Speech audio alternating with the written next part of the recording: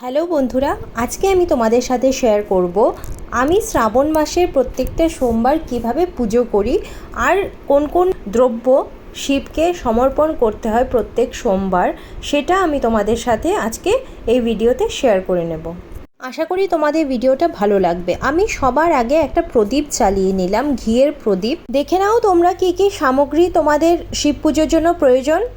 আমি নিয়ে নিলাম কিছু ফুল, গঙ্গা জল, দই, দুধ, মধু, বেলপাতা, ফ্রেশ আমি বেলপাতা নিয়েছি, ঘি, গোলাপ জল, একটা ঘিয়ের প্রদীপ আমি নিয়ে নিলাম। আমি এখানে নিয়েছি কেশর চন্দন, তোমরা অশ্বগন্ধা চন্দন, শ্বেত চন্দন ইউজ করতে পারো। আমি অগরু নিয়েছি, আমি নিয়েছি কিছু চাল, সঙ্গে নিলাম শ্বেত চন্দন। ব্লিঙ্কিট থেকে কিছু ফুল, ফল আর বেলপাতা অর্ডার করেছিলাম। এখানে আমাকে 5 রকমের ফলের একটা বক্স ওরা দিয়েছে, খুবই সুন্দর এবং খুবই ফ্রেশ ফল আমি পেয়েছি। এটা কিন্তু নন স্পন্সার্ড ভিডিও, আমি আমার ভালো লেগেছিল তাই তোমাদের সাথে শেয়ার করছি। ফুলগুলো বেশ ফ্রেশ পেয়েছি। আমি 1 কেজি আম অর্ডার করেছিলাম, সেই আমটাও যথেষ্ট ফ্রেশ আম ছিল। সঙ্গে আমি কিছু কলা অর্ডার করেছি, দেখতেই পাচ্ছ কলাগুলি কি সুন্দর কলা আমাকে পাঠিয়েছে ওরা।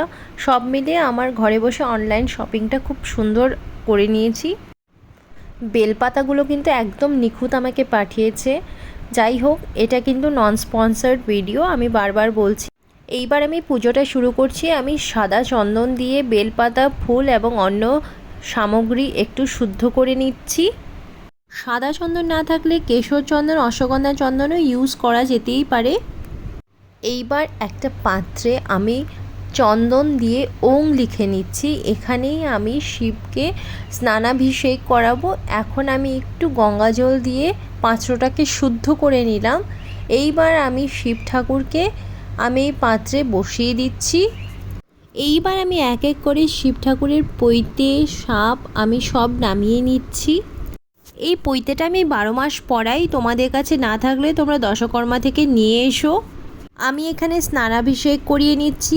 আমি একটু ঘি দিয়ে শিবকে প্রথমে স্নানাভিষেক করে নিচ্ছি। আমি নন্দীকেও একটু ঘি লাগিয়ে নিলাম।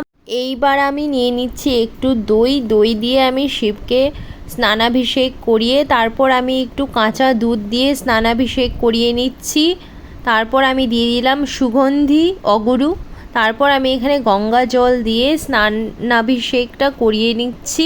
এইবার আমি দিয়ে দিচ্ছি একটু শুদ্ধ জল। গঙ্গা জলে ডুবিয়ে রাখা একটা রুমাল দিয়ে আমি শিব ঠাকুরের গাটা পরিষ্কার করে দিচ্ছি। এইবার আমি যেখানে ওনাকে বসিয়ে পুজোটা করব, আমি সেখানে শিব ঠাকুরকে বসিয়ে দিলাম সুন্দর করে। এইবার আমি একটু কেশর চন্দন সাদা চন্দনের সাথে ভালো করে মিক্স করে আমি চন্দন দিয়ে শিব ঠাকুরের অভিষেক করব। এইবার আমি শিব ঠাকুরকে পৈতেটা পরিয়ে দিচ্ছি। এইবার আমি ফুল বেলপাতা দিয়ে শিব ঠাকুরকে সুন্দর করে সাজিয়ে দেব। প্রথম দিন যেহেতু 60টি বেলপাতা দেওয়ার নিয়ম, তাই আমি 60টি বেলপাতা এখানে শিবকে সমর্পণ করব এবং প্রত্যেকটা পাতা সমর্পণ করার সময় ওম নমঃ শিবায় অথবা মহামৃত্যুঞ্জয় মন্ত্র বলে বলে আমি একটা একটা করে পাতা শিবকে সমর্পণ করছি। আমি নন্দীকেও একটা ফুল দিয়ে দিচ্ছি। এইবার আমি জল ঢালার জন্য জলটা বানিয়ে নিচ্ছি। এখানে আমি নিয়ে নিচ্ছি গঙ্গা জল, তাতে আমি দিয়ে দিচ্ছি সাদা চন্দন আর তাতে মিশিয়ে দিলাম গোলাপ জল আর একটু অগরু। বাস হয়ে গেল। এই জলটা আমি ওম নমঃ শিবায় অথবা মহামৃত্যুঞ্জয় মন্ত্র বলতে বলতে শিব ঠাকুরের মাথায় ঢালছি। আচ্ছা, অনেকের মনে প্রশ্ন থাকতে পারে যে আমি দুবার কেন জল ঢালছি, তাই আমি এখন বলে দিচ্ছি। ওটা স্নানাভিষেক ছিল। স্নানাভিষেকের সময় পঞ্চামৃত সহযোগে স্নান করাতে হয় শিব ঠাকুরকে। তারপর ভালো করে সাজিয়ে টাজিয়ে শৃঙ্গার করে তারপর জল ঢালতে হয়, যেটা গঙ্গা জলই হতে হবে। এইবার আমি অখণ্ড চাল দিয়ে শিব ঠাকুরের অভিষেক করে নিচ্ছি। আচ্ছা, শিব ঠাকুরের পুজো আমি এইভাবেই করি। তো সবার পুজো সমান হয় না, অনেকের বাড়িতে অনেক রকমের নিয়ম থাকে। আমি এভাবেই করি। প্রথম সোমবার শিবকে জল সমর্পণ করতে হয়, তাই আমি শিবকে 1 মুঠো জল সমর্পণ করে দিচ্ছি। দ্বিতীয় সোমবার এক মুঠো তিল সমর্পণ করতে হয়, তাই আমি এক মুঠো তিল সমর্পণ করে দিচ্ছি। 4টি সোমবারের জন্য যেহেতু পুজো পদ্ধতি সেম, তাই আমি একটাই ভিডিও পুজো পদ্ধতির দেব।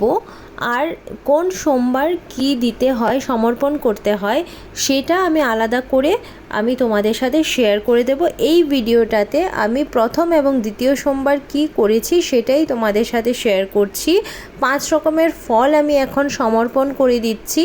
তোমাদের কাছে 5 রকম না হলে তোমরা 3 রকমের, 1 রকমের দিয়ে পুজোটা করতে পারো। শিব ঠাকুরের পুজোয় কোনো বাধা ধরা নিয়ম নেই। তোমরা চাইলে কেটে ফলও দিতে পারো।